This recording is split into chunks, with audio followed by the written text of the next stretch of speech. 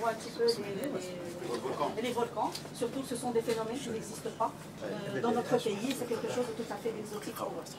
Voilà. Alors, dans la deuxième partie, bien sûr, l'être humain a toujours été intéressé par le climat, il a toujours essayé de l'étudier. Et là, on passe un petit peu aux archives. Donc, au niveau des archives, on essaie d'expliquer un petit peu les outils et les méthodes par lesquelles les scientifiques ont toujours étudié le climat et arrivent à avoir des informations sur le climat. Donc, grosso modo, il y a 4 méthodologies utilisées. Il y a ce qu'on appelle les carottes sédimentaires, et c'est quelque chose qui existe au Maroc. Donc, c'est des forages qui se font, par exemple, celle-là, elle a été faite au niveau du Locos, la Raïch. Donc, c'est des carottes qui se font quand on fait les cuits. Donc, au niveau de ces carottes, il y a des indicateurs qui permettent de dire que le climat, par exemple, entre 6 000 et 9 000 ans, par exemple, je pose juste un petit exemple, le climat était chaud et humide, et qu'actuellement, on a une progression vers un climat qui est plus chaud et plus humide. Donc là, c'est des indicateurs. Mais il y a des indicateurs géologiques qui permettent de dire ça. Alors, il y a une autre méthodologie là qui est un petit peu... Voilà. Voilà, donc c'est des indicateurs scientifiques. Alors là, la deuxième méthodologie, c'est les carottes. C'est les carottes glaciaires. Alors la spécificité des carottes, c'est qu'elles nous renseignent aussi bien sur tout ce qui est terrestre, mais aussi tout ce qui est dans l'air, tout ce qui est atmosphérique, parce qu'il y a des captations de molécules qu'on voit au niveau de ces carottes-là, et elles nous permettent de faire des datations jusqu'à 800 000 ans avant, alors que les carottes sédimentaires, ça s'arrête à des millions d'années. Donc, le troisième outil, on passe peut-être à celle-là. Le troisième outil, c'est les cernes. C'est les arbres. Donc, quand on fait les coupes transversales, ça nous permet de faire des datations. On connaît un petit peu l'âge parce que chaque cerne, c'est une année. Et là, pour les cernes, rapidement, les cernes sont petites, ça veut dire que la pluviométrie était très faible. Et que l'arbre n'a pas beaucoup poussé. Quand la cerne elle est un tout petit peu plus grande, et ça veut dire que l'année a été pluvieuse et que l'arbre a grandi un peu plus. Et là, ça nous permet, quand il y a par exemple plusieurs cernes qui sont toutes petites, ça veut dire que les années étaient sèches et quand c'est un peu plus grand. Donc ça, c'est des méthodologies. Et elles nous renseignent sur juste des milliers d'années.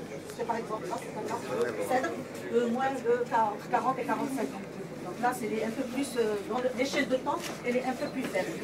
Alors la quatrième méthodologie utilisée, c'est les stalactites et les stalagmites, si vous connaissez. Donc c'est ce qu'on trouve au niveau des grottes, qui se forment avec le niveau. Et là c'est aussi des coupes.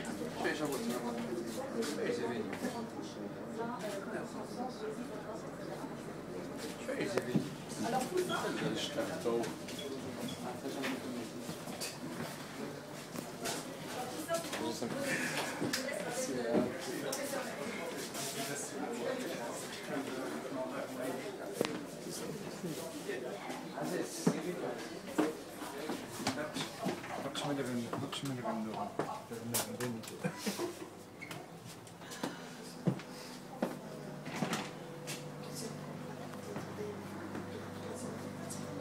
C'est le deuxième groupe, c'est le deuxième groupe.